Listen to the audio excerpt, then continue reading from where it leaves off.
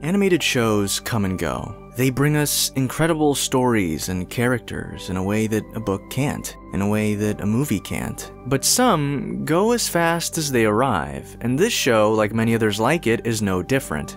Beware the Batman was a show I remember hearing about on Cartoon Network in 2013, and then like a month later, nothing. It had vanished as fast as the Dark Knight himself, and because I didn't even really like the Batman's design, I never watched it. And then years passed. And now, 8 whole years later, I'm a bit of a slut for streaming services and I have HBO Max and, well, will you look at that? Beware the Batman is right there. But I was wary of this Batman. If it vanished from public perception so quickly, it must be because it's bad, right? It must be because the show is actually trash and nobody liked it, right? But curiosity got a hold of me. Curiosity and, comments from you chads telling me to watch it, and so I decided to sit down and watch Beware the Batman. And then I realized it was 26 episodes. Oh shit, I thought it was just 13, but isn't that weird? That's a lot of episodes, so why did this series disappear? So I prepped myself, and the day after I was finally in the right state of mind to watch Beware the Batman.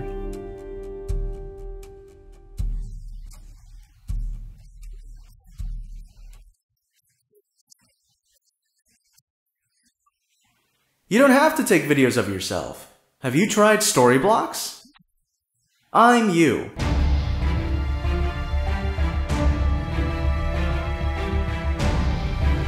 Storyblocks is an affordable online subscription service that makes finding HD video content and images simple. So if you want to have stock videos and images in your projects, Storyblocks is the way to go. There will be Storyblocks stock footage used in this video because I use Storyblocks stock footage all the time. With the unlimited all-access plan, you get unlimited downloads of HD stock footage and images, After Effects templates, and more. So go get some high-quality, royalty-free images right now by going to storyblocks.com/browntable, or go to the link in the description. That's right, go to storyblocks.com/browntable to get some high-quality, royalty-free footage. Thanks so much Storyblocks for sponsoring this video. Supporting them supports the channel, and now let's get on with the video. Beware the Batman released in 2013, developed by Glenn Murakami, Mitch Watson, Sam Register, and Butch Lukic, or Lukic. The show came right off the heels of the fantastic Green Lantern animated show and Young Justice, a show I know is amazing, it's just one I haven't watched yet. Please don't kill me. It was developed to be a new type of Batman show, showcasing new villains from Batman's rogues gallery that hadn't been shown before, but also going back to the character's roots, being more detective-like, unlike the previous Batman show, Brave and the Bold. What is fascinating, though, is that upon viewing throughout the first half of the season, it feels like a show with Batman in it, not really a Batman show. The first 10 or so episodes of the series are mediocre to me, and that's mostly due to the reality that Katana should have been the protagonist. The entire arc of the first half of the season revolves around her. Meanwhile, there's a severe lack of development for Batman. The story revolves around Katana and the League of Shadows, and due to that focus, Batman is just kinda there doing his thing. We begin the show as if we're meant to know all there is to know about Batman, and sure, we do know about Batman, but just because Batman's origin and backstory is common knowledge, that doesn't mean that we're instantly gonna get attached to this new Batman, this new Bruce Wayne. It's only until around the episode Fall, which is the 13th episode, mind you, that we actually see Bruce's backstory with Alfred. This isn't your fault. You've been telling me that since I was a kid. And it never quite sunk in. The writing is also a bit all over the place, with Bruce not wanting a sidekick, but then later planning multiple tests to see if Katana has what it takes, to Katana being incredibly stoic for the first few episodes, but when she's Batman's sidekick, she's the sassy one. It reminds me of Batman and Ellen Yin's dynamic in the Batman show from 2004, just not as good. In fact, this show reminds me a lot of the Batman show from 2004, from its guitar-centric opening theme,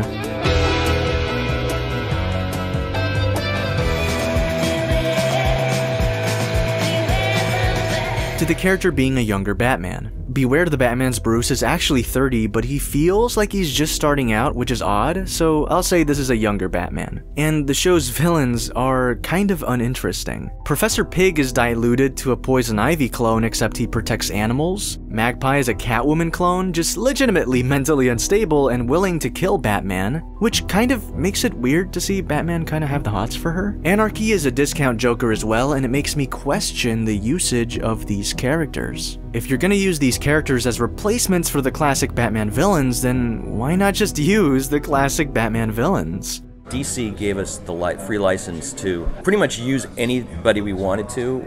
We just had to sort of run it by them first. DC also gave us the license, like with Magpie, to take a character that we liked but didn't exactly fit and alter her backstory and her personality and stuff like that. So why not use Joker, Riddler? Heck, at least give me Penguin and not just an image of him on a whiteboard. The show literally only gets good once it introduces Ra's al Ghul, Harvey Dent, Killer Croc, Deathstroke. Now look at this promo art. The first thing we see from this new Batman show is Batman. What is wrong with his head? I don't know. There's some lady with a sword, and what seems to be an overly badass Alfred shooting with a gun. There's also some random villains behind them, characters that the general audience won't know of. And then we have the Batman promo art. Batman? Check. And oh snap, Catwoman, Penguin, Joker? Sign me up. And because of these new story ideas and unrefined characters, a lot of the first half of the season feels like extremely expensive fan fiction. Especially Bruce and Alfred's dynamic, which reads more like a brotherly relationship than a paternal one. In general, Alfred helping Batman out in the field with guns and all that leaves a bad taste in my mouth, and I don't like it. I'm the kind of guy that likes his Alfred as a sweet guy, a humble man that has tasted violence in his youth, a man that knows Bruce from when he was just an innocent child, a man that will do whatever it takes to keep Bruce human, a Bat-man. I'm so proud of you. Now come on, it's time for chicken soup and a good night's sleep. And those are just some of the things that drag the show back, and trust me, kids notice this stuff, they're not dumb. And weak stories will make them lose interest, and with it taking so long for the show to get character motivated and actually engaging, no wonder viewership was dipping. I actually didn't mention that. Beware the Batman's premiere underperformed compared to Batman the Brave and the Bold, and it kept declining steadily since. I've already given a ton of reasons as to why the show itself isn't very engaging, but that's just half the battle. An animated show has to be visually engaging. Beware the Batman is a CG show, and making CG shows is expensive, but beneficial in the long run. Once you have an asset created, that's it. You can reuse that asset however you want. Model Batman, rig Batman, and now you can use that Batman model for countless seasons unless you want to change it somehow. And that's why ultimately frame-by-frame 2D animated shows remain a tougher long-term venture than 3D ones, as again, assets and models can be reused. Certain moves and animation cycles can even be saved, and that's why when Batman runs, it's a default running animation. No one has to animate that run more than once.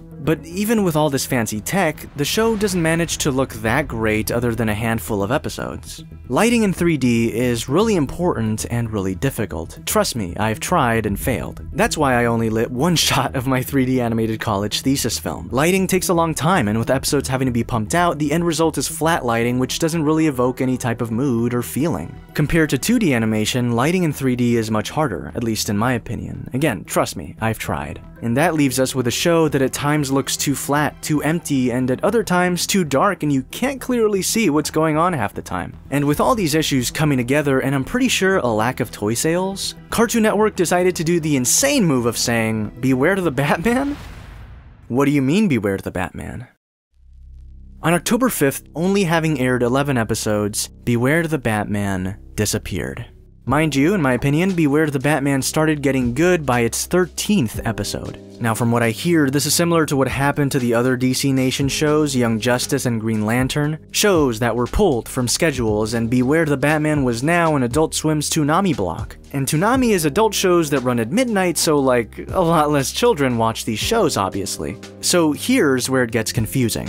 The show was removed from Cartoon Network on October 5th, right? That was episode 11. Episodes 12 and 13, Attraction and Fall, were released on the Season 1 Beware the Batman DVD on February 18th of 2014. So these two episodes were never aired on TV until Beware the Batman was moved to Toonami on July 27th, 2014, which is nearly a whole year after it was removed from Cartoon Network. After that, the episodes started airing weekly, so all is good with the world, right? No.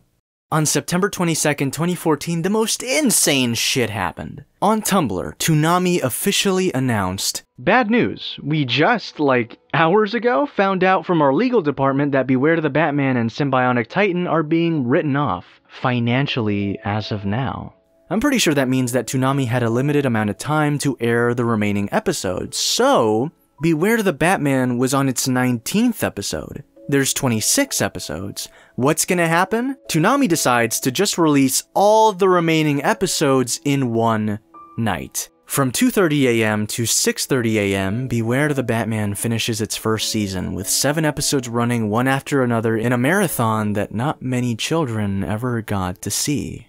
And so, with less than 1 million viewers watching, if I can read numbers right, Beware the Batman went out with a whimper. The show got really good by its mid-season. Ra's al Ghul was actually intimidating, and Katana's ties to Alfred make for a really emotional mid-season. Kill her like you killed her father.